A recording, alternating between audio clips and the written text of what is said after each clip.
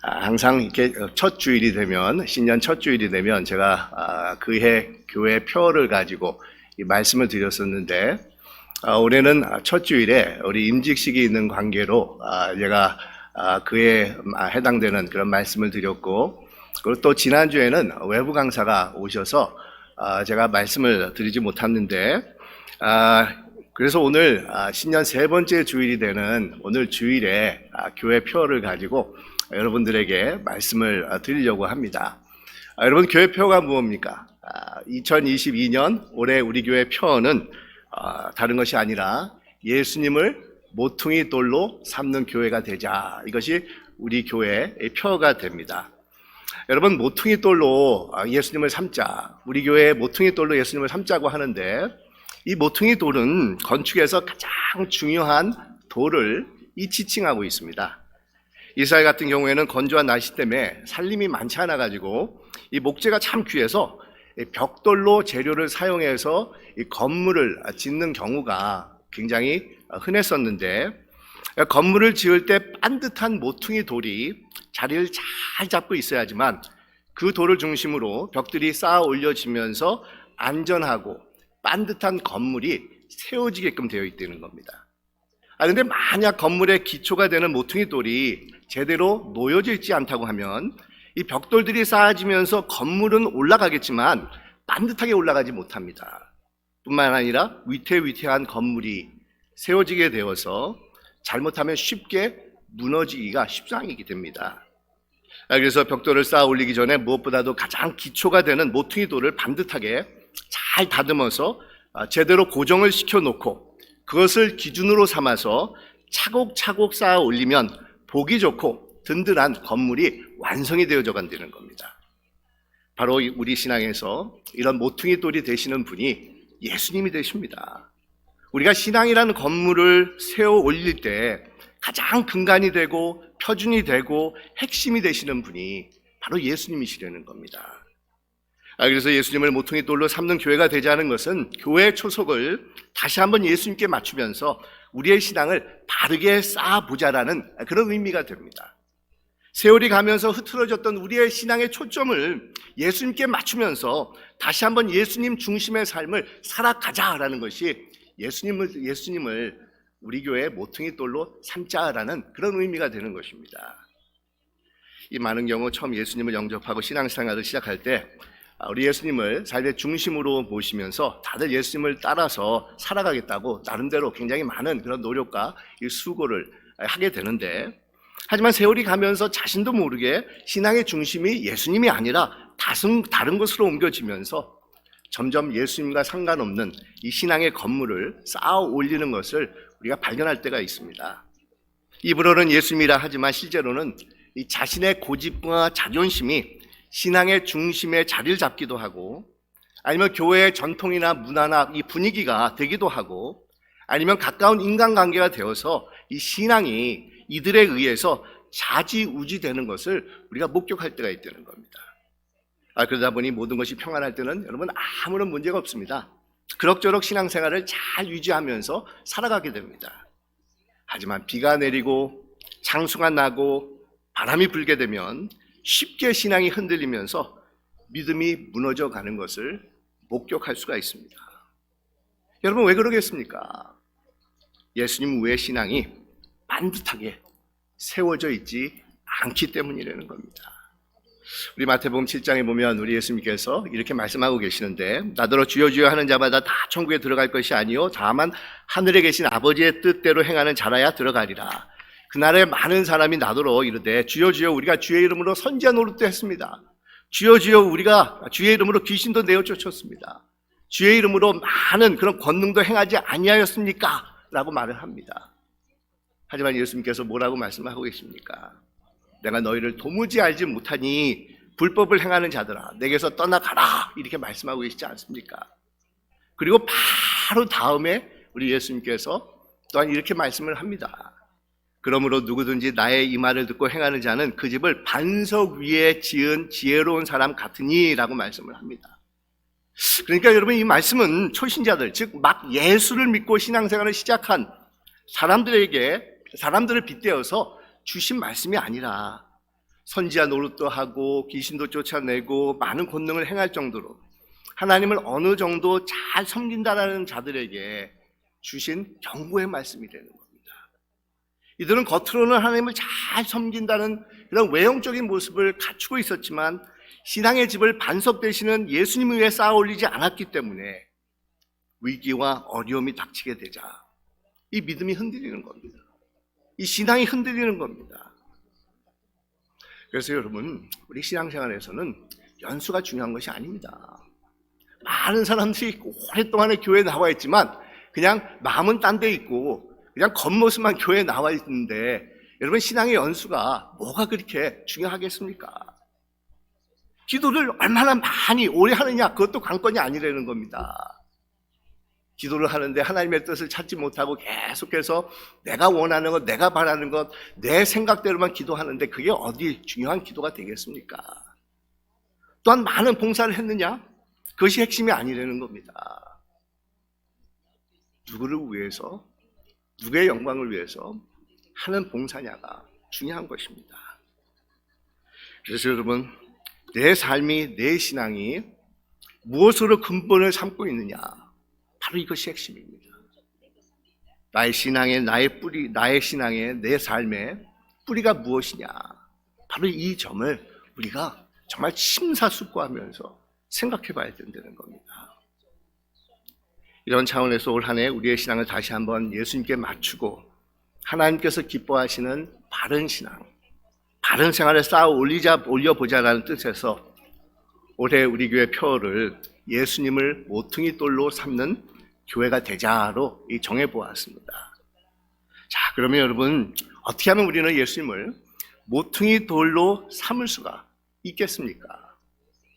첫째는 예수님께 대한 믿음의 고백을 통해서입니다. 이 복음서에 보면 우리 예수님을 따르는 그런 제자들의 삶에서 아주 획기적인 그런 터닝 포인트가 되는 이 사건 한 가지가 나오는 것을 우리가 볼 수가 있는데, 그때를 기준으로 사실 예수님의 공생애가 전반부와 후반부로 나누어지게 됩니다. 그 전까지는 예수님께서는 변방인 갈릴리 지방에서 하나님의 나라를 전파하셨는데, 그 사건 이후부터는 이제는 예수님께서는 사역의 방향을 예루살렘으로 정해 놓으시고 십자가를 지시기 위해서 예루살렘을 향해서 걸어가기 시작을 합니다. 이 바로 빌립보 가이사랴에서 있었던 베드로의 신앙 고백을 들으셨을 때입니다. 이때 예수님께서 제자들에게 묻지 않습니까? 사람들이 나를 누구라고 하느냐, 이런 질문을 하십니다. 이 세상 사람들이 나에 대해서 누구라고 하는지 너희들이 들은 내용들을 한번 말해보거라, 이렇게 말씀을 합니다. 그러자 제자들이 말하기를 더러는 세례 요한이라고 합니다. 더러는 엘리야라고 합니다. 더러는 선지자라고 예수님을 이렇게 지칭하고 있습니다 라고 대답을 합니다. 그러니까 자신들 삶에서 내면화되지 않는, 지적으로만 알고 있었던 예수님에 대한 그런 내용들을 전해줍니다. 근데 오늘날에도 교회는 오래 다녔지만, 예수님에 대해서 많이 들었지만 이런 식으로 예수님에 대해서 생각하는 분들이 적지 않은 것을 우리가 알 수가 있다는 겁니다. 예수님이 누구신가에 대해서 물어보면 세례 요한처럼 단지 위대한 사상가고 혁명가로 이 평가를 내립니다. 아니면 기적과 이적을 많이 나타낸 엘리야처럼 예수님도 특별한 그런 능력을 소유한 분이다 라고 생각하는 분들이 있습니다. 아니면 타락한 세상에서 바른 길을 제시하는 선지자와 같은 분이 바로 예수님이다, 이렇게 말씀하시는 분도 있다는 겁니다. 하지만 여러분, 우리 예수님의 관심사는 세상이 자신을 어떻게 생각하고 받아들이는 데에 있지 않고 있다는 겁니다. 우리 예수님의 궁극적인 관심은 제자들이 자신을 어떻게 생각하는지에 초점이 맞춰져 있었습니다. 그래서 제자들에게 질문을 바꾸어서 다시 물어보시지 않습니까? 그래, 사람들이 나를 그렇게 생각한다고 치자. 그러면 너희는 나를 누구라고 생각하느냐? 이 세상 사람들의 견해는 그렇다고 치자. 그러면 너희들은 과연 나를 누구라고 생각하느냐? 너희의 견해는 과연 어떤 것이냐? 라고 물으시고 계시다는 겁니다. 그래서 여러분, 예수님께서 강조하고 계신 것은 바로 너희입니다. 바로 유입니다. 유. 너희는 나를 누구라고 생각하느냐? 바로 이 점에 대해서 예수님께서 관심을 가지고 질문을 하고 계시다는 겁니다. 그러니까 세상 사람들이 말하는 예수가 아니라 너희가 생각하는 예수, 즉 내가 생각하는 예수가 누구신지를 직접 듣기를 원하고 계셨다는 겁니다. 자, 여러분, 오늘날 예수님께서 여러분에게 똑같은 질문을 던지셨다고 하면 여러분은 과연 어떻게 대답을 하시겠습니까? 세상 사람들이 나에 대해서 뭐라고 말하는 것? 좋다. 하지만 이제는 너희가, 내가 나를 누구라고 생각하는지를 한번 말해보거라 라고 말했을 때 과연 여러분들은 어떻게 대답을 하시겠습니까? 이때 베드로가 대답을 하지 않습니까? 주는 그리스도시요 살아계신 하나님의 아들이십니다. 여러분, 그리스도라는 것은 이 메시아로서 하나님의 기름 부음을 받은 자다라는 그런 의미입니다. 이것을 오늘날의 언어로 바꾸어 보면 예수님은 그리스도가 되십니다. 메시아가 되십니다. 하나님의 기름 부음을 받은 자입니다. 라는 것을 오늘날 언어로 바꿔본다고 하면 한마디로 예수님은 나의 보스가 되십니다. 라는 그런 뜻으로 우리가 한번 생각해 볼 수가 있습니다.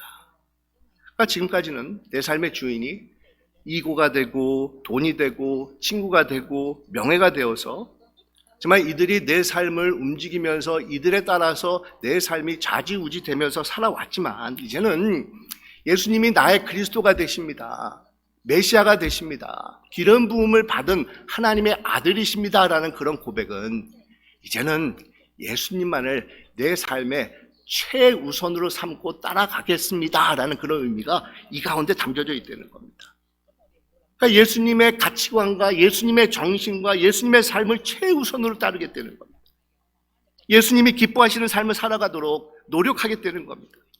내게 불이익이 생기고 자존심이 정말 손상을 입는다 할지라도 무엇보다도 예수님의 뜻을 최우선으로 두면서 그분의 뜻을 위해서 내가 매진하겠습니다라는 것이 바로 예수님을 나의 그리스도가 되시고 나의 주인이 되어주신다라는 그런 고백이 되는 것입니다.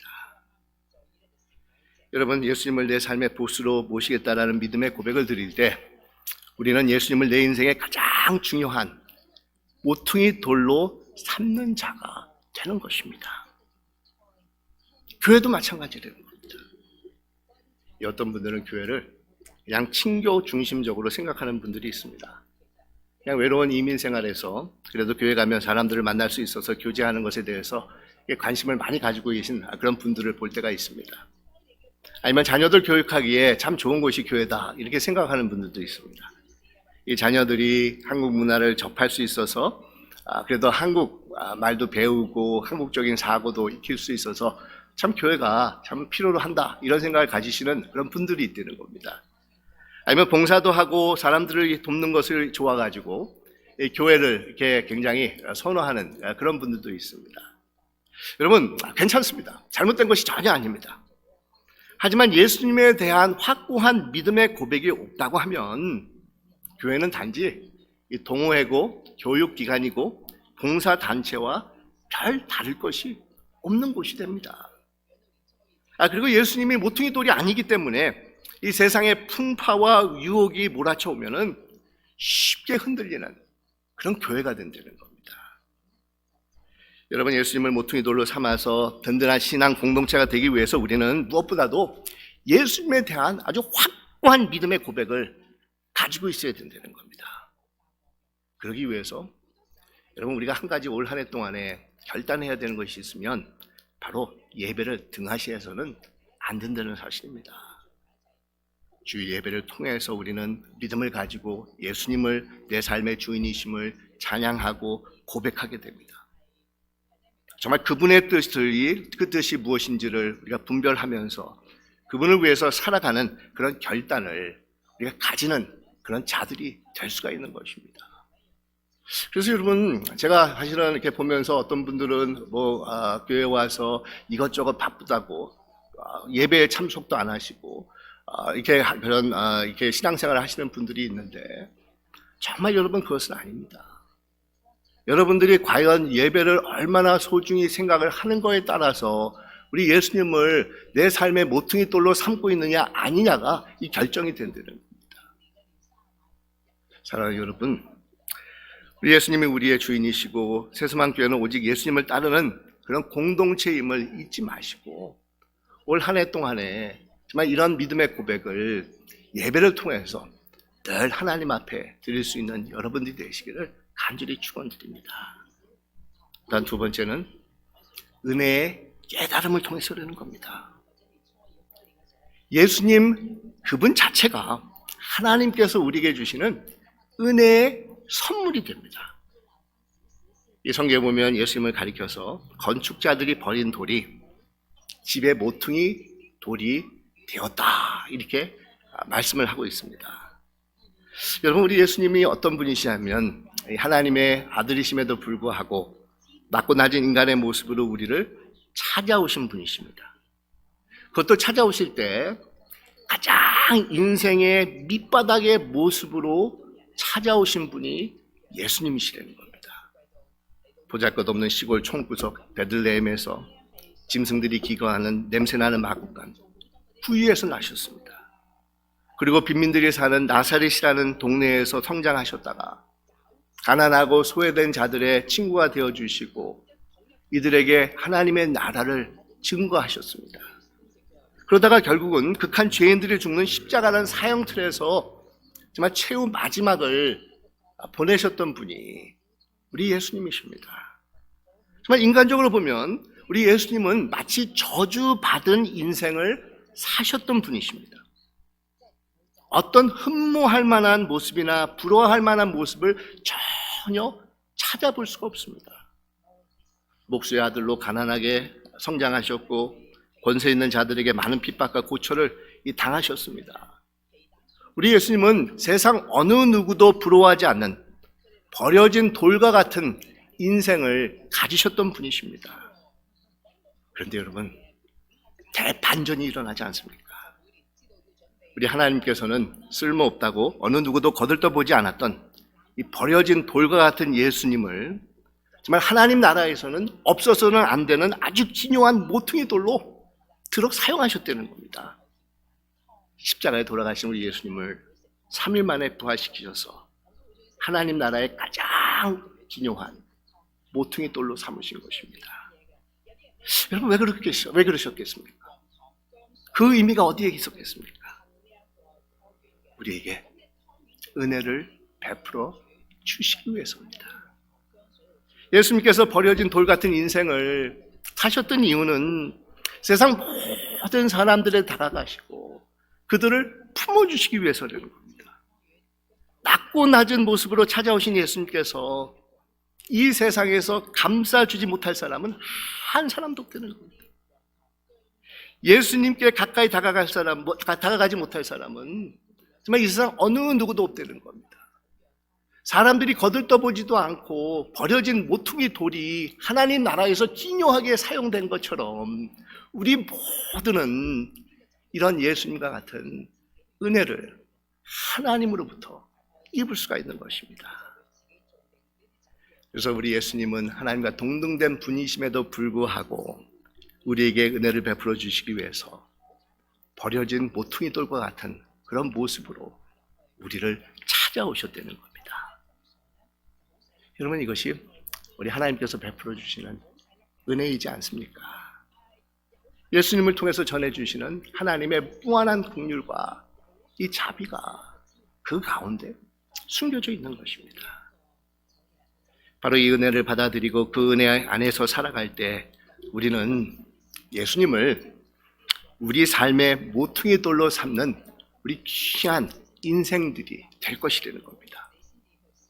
예수님을 모퉁이 돌로 삼는 교회는 예수님께서 베풀어 주시는 은혜의 풍성함을 날마다 체험하면서 감사하는 자들이라는 겁니다. 그래서 여러분, 올 한 해 동안에 제가 여러분들에게 부탁을 드리고 싶은 것은 우리가 모여서 교제하고 대화를 나눌 때 험담하고 모함하고 남에 대해서 안 좋은 얘기를 하는 게 아니라 내게 주신 하나님의 은혜를 좀 간증하는 그런 교우들이 되었으면 좋겠습니다. 그런 모임들이 많이 있었으면 좋겠습니다. 하나님께서 내게 이런 은혜를 주셔서 내가 이번 주에 너무도 감사했습니다.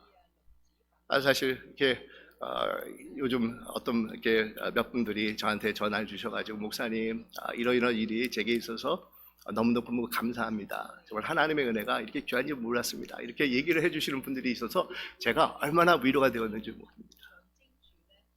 여러분, 우리 결단하십시다.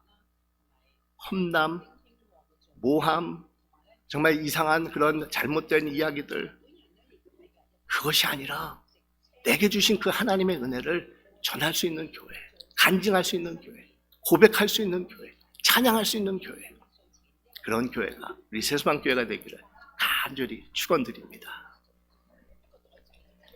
사실 유대인들은 이런 하나님의 은혜를 깨닫지 못하고 선민의식으로 가득 차 있었던 자들이지 않습니까? 이 할례 받지 못한 이방인들을 보면서 심지어는 이 개라고도 그 얘기를 하고 또 지옥 불에 땔감으로 쓸 것들이다 이렇게까지 이렇게 말을 하면서 업신 여겼던 자들입니다. 그러니까 자신들은 택한 하나님의 백성이라고 자부를 하면서 영적 우월주의에 빠졌던 자들이 바로 유대인들입니다. 그러다 보니까 이들은 이방인들과도 상종을 하지 않으려고 합니다. 그 이유는 다른 것이 아닙니다. 하나님께서 베풀어 주시는 은혜를 깨닫지 못했기 때문이라는 겁니다. 얼마나 이들이 교만했는지를 이렇게 단면적으로 나타내주는 그런 말씀이 누가복음 18장에 나오는데, 거기에 보면 이 바리새인이 성전에 나와서 기도를 드리는데, 하나님, 저를 저 세리와 같지 않게 해주셔서 감사합니다. 저는 일주일에 2번 금식하고 11조도 내고 매일 이렇게 와서 떳떳하게 기도합니다. 이렇게 정말 자신 있게 기도를 하지 않습니까? 이에 반에 옆에 있었던 세리는 구석에 가가지고 감히 눈을 들어서 하늘을 쳐다보지도 못한 채 다만 가슴만 치면서 하나님이여 나를 불쌍히 여겨주시옵소서, 나를 불쌍히 여겨주시옵소서, 나는 죄인입니다, 나는 죄인입니다, 이런 기도만 드립니다. 자, 여러분, 이럴 때 예수님께서 뭐라고 말씀하셨습니까? 자신만만하게 기도했던 바리새인이 아니라 세상 사람 누가 봐도 죄인이었던 세리가 오히려 의롭다함을 받고 돌아갔다라고 말씀하고 계시지 않습니까? 여러분, 누가 예수님을 모퉁이 돌로 삼는 자입니까? 누가 하나님의 은혜를 체험한 자입니까? 우리 교회가 정말 예수님을 모퉁이 돌로 삼기 위해서 우리가 과연 어떻게 해야 되겠습니까? 오직 하나님의 은혜로 우리가 주님 앞에 서 있음을 정말 날마다 아주 절실하게 깨닫고 겸손히 낮아져서 서로를 귀하게 여기고 그 은혜를 날마다 감사하고 감증하는 그런 교회가 될 때 우리는 예수님을 우리의 모퉁이 돌로 삼는 이 교회가 될 것이라는 겁니다. 또한 마지막으로 우리는 매 순간순간마다 우리 예수님을 모퉁이 돌로 삼는 그런 삶을 살아가야 됩니다. 예수님이 우리의 모퉁이 돌이 되신다는 것은 사실 헬라 성경을 보면 과거 완료형으로 되어 있습니다. 그러니까 이것은 이미 과거에 이루어진 그런 변치 않는 이 사건이라는 뜻입니다. 하지만 예수님께서 모퉁이 돌이 되셔가지고 그 위에 돌들이 세워지는 그 과정은 현재 진행형으로 이 기록이 되어 있다는 겁니다. 그러니까 지금도 계속해서 이루어지는 과정이라는 뜻입니다.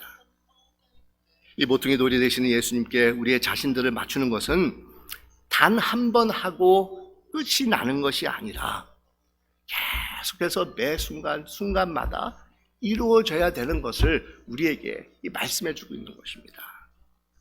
날마다 내 자신이 예수님께 맞추는 그런 삶을 살아가고 있는지, 예수님이 내 삶의 주인이 되고 계신지, 주님의 은혜에 감사함을 가지고 살아가는지, 이것을 늘 살펴보면서 정말 내 자신을 모퉁이 돌 되시는 예수님께 맞추려고 힘쓰는 그런 자들이 되어야 되는 겁니다. 이것이 바로 현재 진행형으로 쓰여진 의미입니다. 그리고 또 한 가지의 의미는 아직까지 건물이 완성된 상태가 아니라는 뜻이 현재 진행형으로 쓰여진 그런 뜻의 그런 시제에 내포가 되어 있습니다. 계속해서 우리는 완성된 하나님의 걸작품으로 만들어지기 위한 그런 과정을 우리가 걸어가고 있다는 겁니다. 그런 과정 중에 문제도 일어날 수가 있습니다. 우리가 아픔을 경험할 때도 있습니다. 잡음도 생길 수가 있습니다. 하지만 이런 모든 과정을 거치면서 우리 하나님께서는 우리를 완성된 걸작품으로 만들어 주실 것이라는 겁니다. 그렇습니다, 여러분. 우리는 아직까지 완성된 작품이 아닙니다. 지금도 계속해서 지어져 가고 있는 상태에 있는 자들입니다. 그래서 때로는 흠도 있고 또 때로는 문제도 있을 수가 있습니다. 하지만 그렇다고 해서 우리는 끊임없이 계속해서 모퉁이 돌이 되신 주님께 우리 자신을 맞추면서 정말 하나님의 나라를 세워가는 과정을 멈추어서는 안 된다는 겁니다.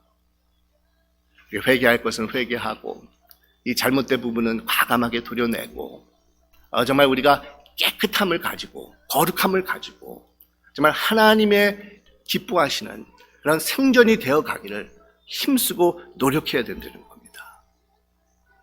사랑하는 교회 여러분, 올 한 해 동안에 이런 교회가 되기를 위해서 힘써 보십시다. 아니, 올 한 해뿐만 아니라 우리가 주님 앞에 가는 그 순간까지 날마다 우리 삶의 표준이 되어주시는 우리 예수님께 정말 우리의 삶을 맞추기를 힘쓰면서 예수님을 닮아가기를 정말 노력하는 여러분들이 되시기를 주님의 이름으로 축원드립니다.